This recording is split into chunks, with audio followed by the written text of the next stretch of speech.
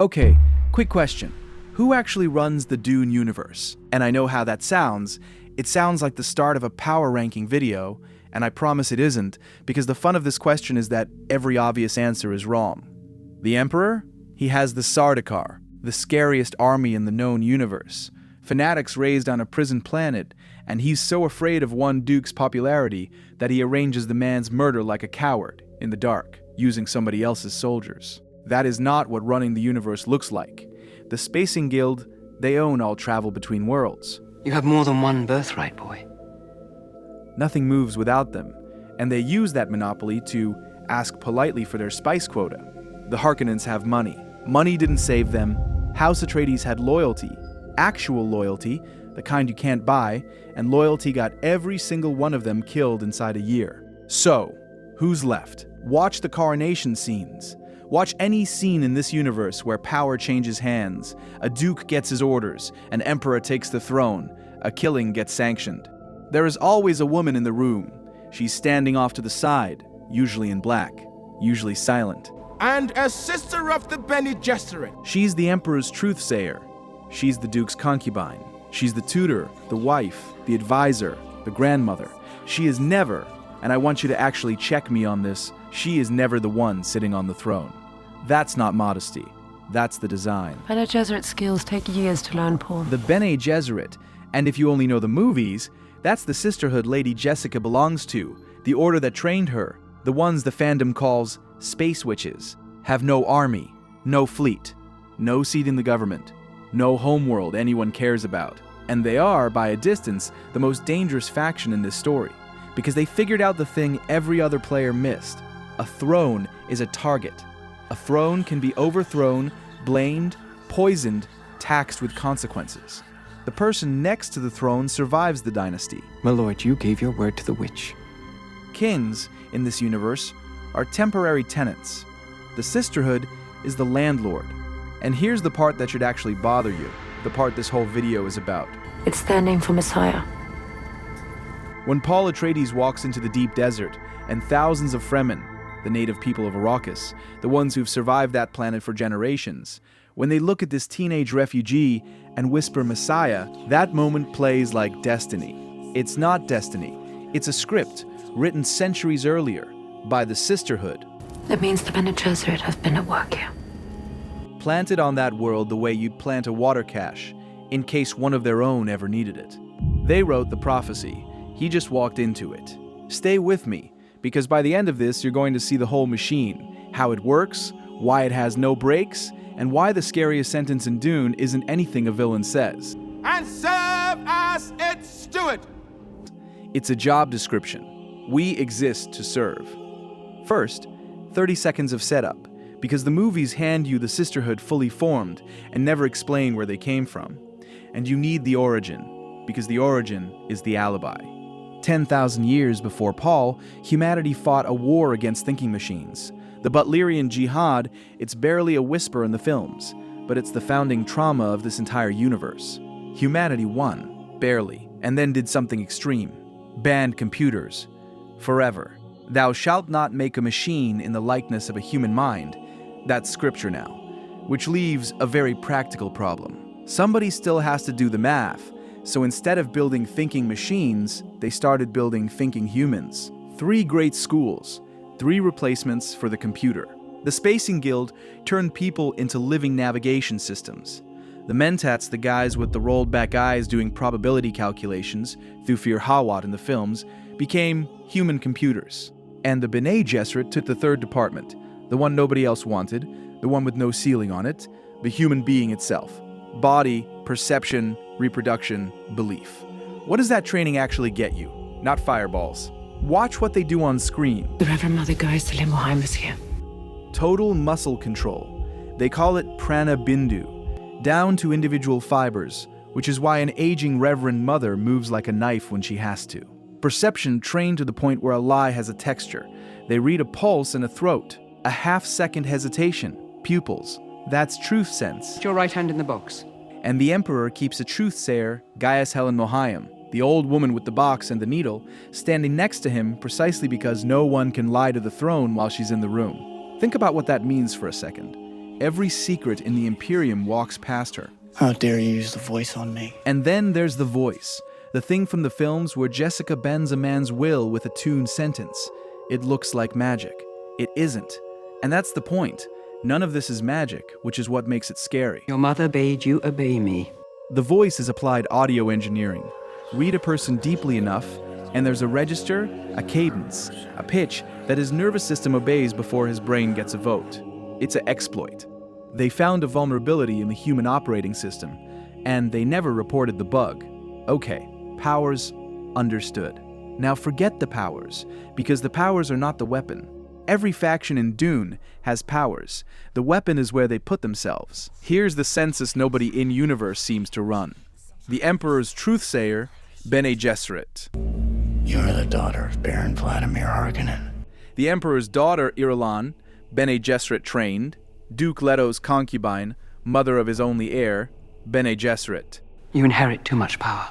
Count Fenring's wife, Margot, the one who walks into the Harkonnen fortress in Part 2 and walks out pregnant, on assignment with the bloodline she was sent to collect. Bene Gesserit.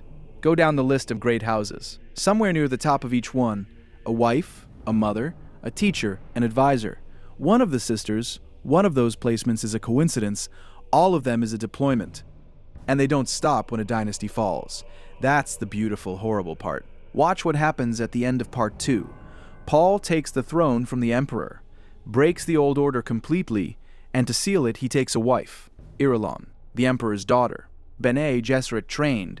The old regime is dead, long live the new one. And on day one of the new one, there is already a sister standing next to the new throne. The bloodline is secured. With a wedding ring for credentials. The board flipped. Their seat survived the flip. It always survives the flip, because their seat was never a throne. It was the space beside whoever holds one. And notice the pattern in the positions themselves. He wields our power.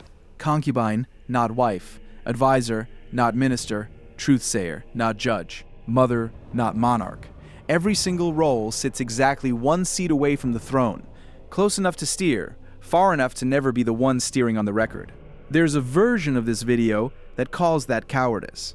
It's not cowardice, it's the smartest structural read of power in the entire franchise, and I want to spell it out, because once you see it, you can't unsee it. A throne is accountable. That's what a throne is. It's the address where the realm sends its anger. Bad harvest? The king's fault. Lost war? The king's head. Every visible ruler in history operates with a target painted on his chest, and the paint is the job. Now, what happens when power moves one seat over? The anger has nowhere to go. You can depose an emperor. How exactly do you depose your mother? How do you impeach the woman who taught you to read, who whispered your options to you at every crossroads of your life, who never once on paper made a single decision? Power without a crown is power without an address. That's the thesis of this whole video, so let me say it plainly. The Bene Gesserit didn't renounce the throne out of humility. They renounced it because the throne is the only piece on the board that has to answer for anything. And there's a second layer, and honestly, it's the one that gives me chills. Think about what a king is, time-wise. A king is a lifespan. 20 years? 40 if he's lucky. Then the crown moves, and everything he built is up for renegotiation. Every emperor in Dune is, structurally, a temporary tenant. He decorates the apartment, he doesn't own the building. My lord, you gave your word to the witch. The Sisterhood measured power on a different clock. Their breeding program, we're getting to it, runs on a horizon of 90 generations. 90 generations an emperor plans his reign. A great house plans its succession. The Bene Gesserit plan the species. But our plans are measured in centuries. When one side of a negotiation thinks in years, and the other side thinks in centuries, that's not a negotiation. That's a farmer being patient with the weather. They can lose a decade and shrug. They can lose an emperor and shrug. Every player on the board is playing to win the game in front of them. The Sisterhood is playing a game where the board itself, the dynasties, the alliances, the bloodlines, is just material. So what are they actually building on that 90-generation clock? This is the breeding program, and I need you to hold two reactions at once here. You tried to sacrifice an entire bloodline. Because both are correct. It's genuinely one of the most ambitious projects any fictional institution has ever attempted, and it's monstrous. The short version, the Bene Gesserit can access something the films only gesture at. ancestral memory. A Reverend Mother carries the lived memories of every female ancestor in her line, thousands of lifetimes deep. A Gromny Archive. But there's a wall in it. She can only reach the female line. Half of human memory, the male half, is locked, and every sister who has ever tried to look at it has died screaming. So the Order set itself a goal, and the goal is insane. But you in your pride thought you could produce the Kwisatz Haderach. Breed a human who can look both ways. A male who survives the training, takes what they take, and sees the places they cannot see. The whole past, both lines, and further, forward into the branching futures. Powerful enough to bridge space and time. Their name for him, the Kwisatz Haderach, the one who can be many places at once. A designed messiah, not prayed for, not awaited, scheduled. And the method is the part that reframes every romance in this story.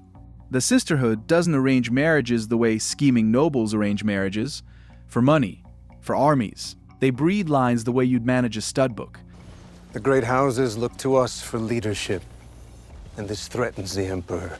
Except the entries are the great houses of the Imperium, and the timeline is 90 generations of quiet, deniable matchmaking. That daughter goes to that house. That bloodline crosses that 1-2 generations from now, through a girl who hasn't been born yet.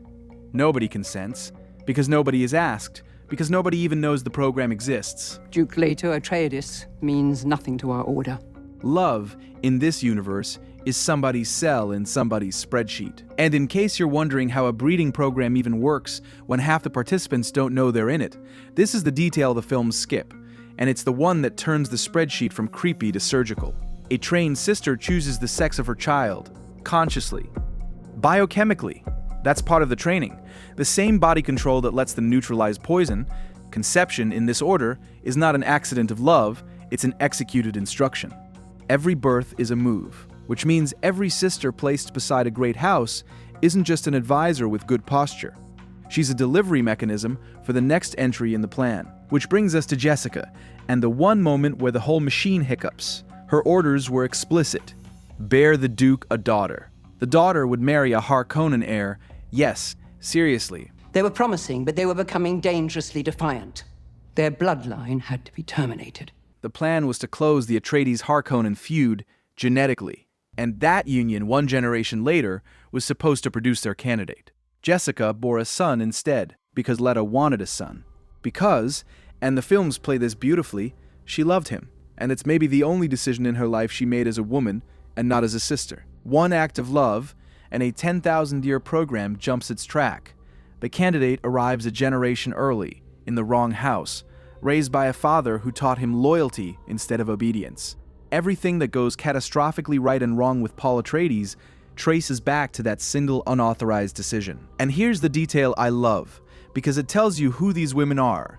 When Mohiam comes to test Paul, I hold at your neck the Gom Jabbar. the box, the needle at his neck, the pain test from the opening of the first film, she's not checking whether he's a nice young man.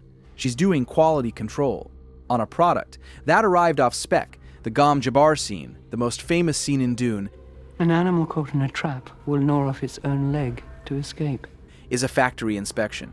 Alright, this is the act the whole video exists for. Everything so far, the placement, the patience, the breeding program. That's the sisterhood managing the top of the universe, the houses and thrones. Now let's talk about how they manage the bottom. Because they thought of that too, and it's the single most cold-blooded piece of institutional design in science fiction. It's called the Missionaria Protectiva, and if you've never heard the name, that's not an accident of your memory. The films mention it exactly once, quietly, and never explain it. So let me explain it, because once you know this term, the entire plot of Dune reads differently.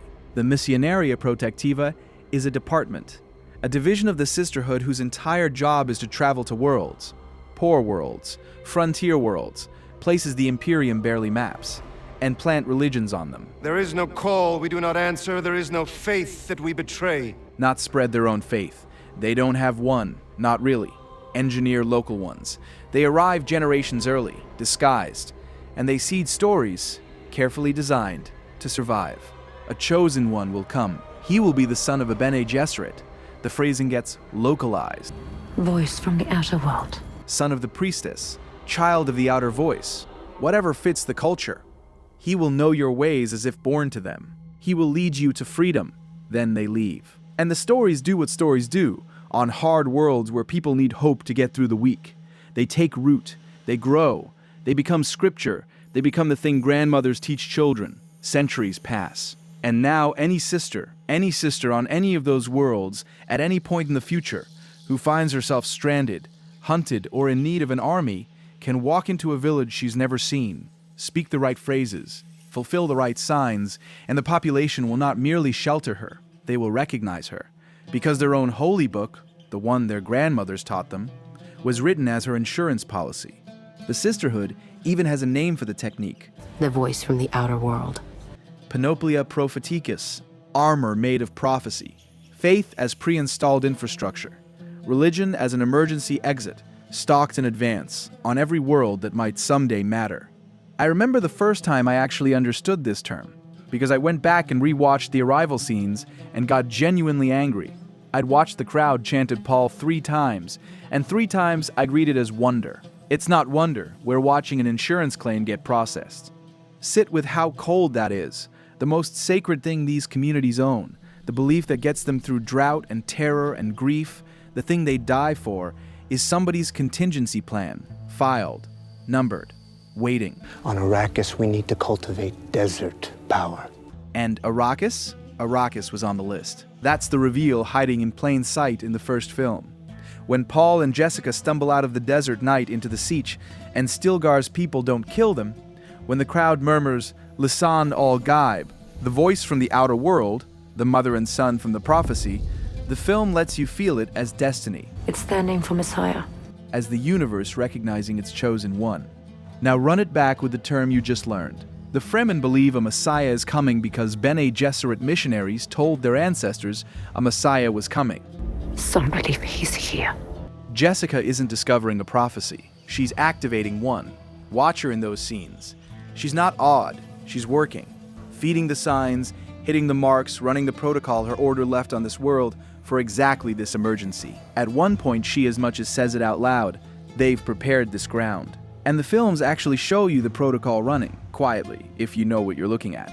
First week on Arrakis, first film, the Atreides housekeeper, shout out Mapes, the Fremen woman with the lined face, corners Jessica and hands her a crysknife. It's a crysknife. It's sacred to his people. The sacred blade of the desert, ground from a sandworm's tooth. It's a test. There's a word Jessica is supposed to give. And Jessica, who has been on this planet for a matter of days, passes. Not because she's clever under pressure. Planting superstitions. Because the answer key was written by her own order centuries ago and she memorized it before landing. Mapes walks away shaken, convinced she's just met the herald of the prophecy. She has, in a sense. Her people wrote the lock. The sisterhood cut the key. Both of those happened in the same workshop. The natives' faith is real. The object of the faith was manufactured. And I think this is the moment to say the thing directly. This is what makes the Bene Gesserit dangerous in a way no army ever could be. The Sardaukar can take your city. The Guild can strand you. Lisan al Gaib. Careful. The voice from the outer world who will lead them to paradise. The sisterhood can reach into a culture and rewrite what its children believe is holy, and the culture will defend the rewrite as its own soul. There's no defense against that, because the attack arrives disguised as your own grandmother's voice. Weapons kill people. This colonizes meaning. But, and here's where Frank Herbert turns out to be smarter than his own villains, because of course he is, the Missionaria has a flaw, and the flaw is the plot of Dune. A prophecy is a loaded gun you leave in a drawer. The sisterhood assumed only a sister would ever pick it up. Then Paul, off-spec, off-schedule, raised Atreides picks it up instead. He fulfills their engineered signs better than any sister could. The war is spreading across the universe like unquenchable fire. The desert religion detonates around him, and 60 million people die in the holy war that follows. The Bene Gesserit wrote the script. They just lost custody of it. That's Herbert's actual warning, the one the pretty desert shots sometimes bury. The most dangerous thing about engineered belief isn't the engineer's plan. Fanatical legions worshipping at the shrine of my father's skull! It's that belief, once planted, doesn't stay owned. Okay, fairness round, because the sisterhood has a defense, and it's not stupid, and half of the fandom genuinely buys it. The defense goes like this. Look at this universe. No computers. Humanity nearly died of its machines once already. A feudal empire of knife-fighting houses, an emperor whose answer to popularity is assassination, a drug that the entire economy runs on, produced on exactly one planet. This thing is a bomb, permanently, and the Bene Gesserit are the only institution thinking past the next reign, the only adults in a room full of armed toddlers. Their breeding program isn't vanity. It's an attempt to build a human who can see far enough ahead to steer the species around its next extinction. We exist to serve. They mean it. Every manipulation, every planted faith, every daughter sold into a bloodline. It's all, from inside, Stewartstua, gardeners of humanity. Somebody has to be. And I'll grant the premise. The universe of Dune genuinely is unmanageable, and everyone else genuinely is worse at thinking ahead. If you're grading on foresight, the Sisterhood tops the class. It's not close. But notice what the defense actually claims. When you have lived with prophecy for so long, the moment of revelation is a shock. It claims, we know better, therefore we don't need to ask. And that argument has a name, and the name is not service. Every empire in history has marched under some version of, we're doing this for them. What makes the Bene Gesserit version uniquely airtight isn't the sincerity. I think they are sincere. That's the horror. It's that they built the one structure that can never be corrected. Think it through. A tyrant on a throne can be overthrown.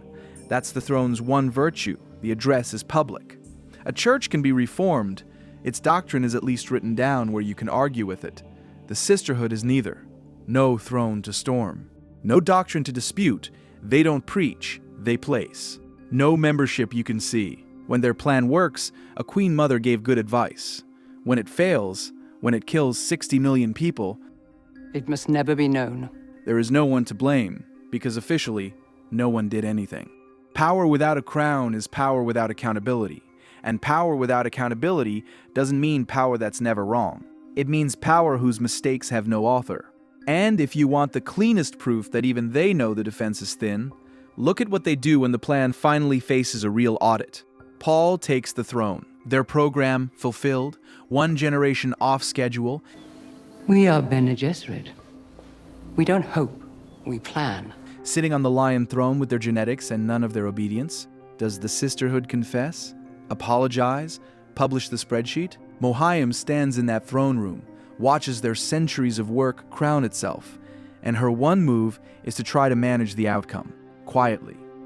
The Bene Gesserit serve as powerful partners to the great houses. From one seat over, the institution literally cannot conceive of answering for itself, because answering was never built into it. There's no confession protocol in an organization that officially never acts. Herbert kept writing this warning, book after book, and people keep reading past it because the sandworms are cool. He wasn't just warning you about charismatic messiahs. That's the famous half. Which is why our Bene Gesserit missionaries have been so productive there. He was warning you about the quiet institution behind the Messiah, the committee that thinks in centuries and answers to nobody, the one that calls its control protection and its programming education. The Missionaria Protectiva is not a fantasy invention. It's not a prophecy. It's a story that you keep telling, but it's not their story, it's yours. It's every power that ever wrote the stories that people would live inside and then call those people free. So, back to the question from the top. Who runs the Dune universe? Not the man on the throne. Never the man on the throne. He's a tenant, his dynasty is a lease. His Sardaukar are furniture. The universe is run, softly, patiently, deniably, by an institution with no address, on a clock with no term limits. This prophecy is how they enslave us! Holding a pen that writes other people's scriptures. The emperor rules until somebody stronger shows up. The Sisterhood was there before his dynasty, and they're planning for after it, and the after has a column in a spreadsheet. And the reason this lands, I think, the reason the Bene Gesserit are the piece of Dune that follows you out of the theater, is that you don't need a starship to meet this. You want to control people? You tell them a Messiah will come. Every institution you've ever been inside has a version of it. The person who isn't on the org chart and somehow outlasts every boss. The advisor nobody elected and nobody can fire because officially they've never decided anything. Influence, that can't be voted out because it never ran for anything. Herbert just took that person and gave her 10,000 years and a breeding program. Being feared is expensive. Being obeyed is expensive. But being the voice in the room that every throne trusts and no revolution can find, that's the cheapest empire ever built. And it's the only one in Dune that never falls. If you think I'm wrong, if you think the sisterhood really is the adult supervision this universe needs, and the Golden Path proves they had a point, make that case in the comments. I genuinely want the counter-argument. Only one step remains and you will become the Kwisatz Haderach. Only one step remains. And if you want to see what happens when their product wakes up and starts reading his own spec sheet, the boy they built realizing what he is, that video's on the channel. Same manual, different